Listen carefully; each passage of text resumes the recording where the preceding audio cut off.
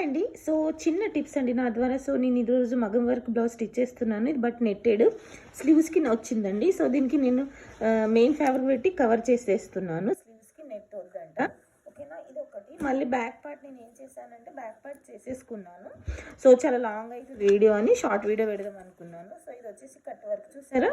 So నేను back part అయిపోయింది. ఇప్పుడు వచ్చేసి ఫ్రంట్ పార్ట్కి నేను ప్రిపేర్గా ఉన్నానండి. సో ఇది వచ్చేసి మన ఫ్రంట్ పార్ట్కి ఏంటంటే మనం ఫస్ట్ ఆఫ్ ఆల్ మనం లెఫ్ట్ రైట్ పెట్టకుండా ఓన్లీ నార్మల్ పాదం కూడా పెట్టకుండా చూసారా నేను ఫుట్ మొత్తానికి తీసేసాను.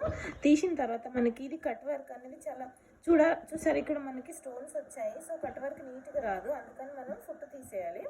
ఫుట్ తీసేసి నీట్గా రావాలనుకున్నప్పుడు మనం ఏం చేయాలంటే ఇలా ఈ ఫింగర్స్తో మనం క్లాత్గా టైట్గా పట్టాలి చూసారా. సో అప్పుడే మీకు స్టిచ్ వస్తుంది. అదే ఎలా వస్తుంది అని మీరు అనుకుంటుండొచ్చు, బట్ వస్తుంది.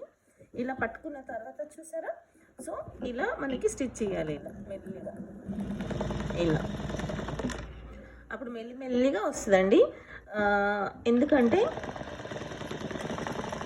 తిప్పుకోవాలి మన ఫింగర్స్తోని, మనము మెల్లిగా ఇలా తిప్పుకుంటే స్టిచ్చింగ్ వస్తుంది చూసారా. ఇలా ఓకేనా. సో ఫింగర్స్తో మనకి ఇలా గట్టిగా పట్టుకోవాలి. ఇలా తిప్పేసుకుంటే ఏమైందంటే మనకి స్టోన్ పోదు. సో ఫినిషింగ్ కూడా కరెక్ట్ దానిపైననే వస్తుంది ఇలా చేస్తే, ఓకేనా. సో మీరు మనం ఇలా చేస్తే ఏమైందంటే కరెక్ట్ వస్తుంది వర్క్, ఓకేనా. ఇలా అనేసి మనం కట్ చేసేసుకోవాలండి. Okay, thank you.